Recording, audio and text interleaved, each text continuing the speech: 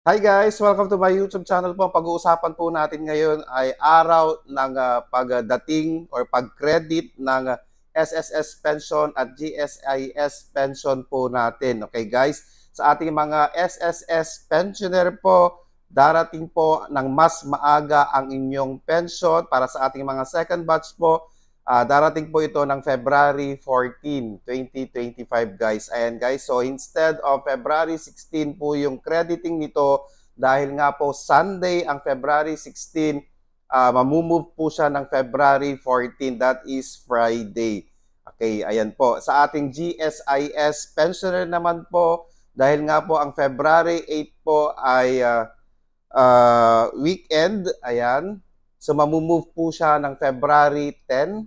So instead of February 8, magiging February 10 po, Monday po yan. So mamumove siya ng 2 araw, mapupunta sa February 10 ang crediting po nito. Okay, so sa ating mga GSIS pensioner at SSS pensioner, abang-abang na po sa date na yan dahil makikredit na po sa inyong mga accounts ito. Please do not forget to subscribe, like, and share para po lagi po kayong updated sa ating mga videos. Maraming salamat po and stay safe. Bye-bye!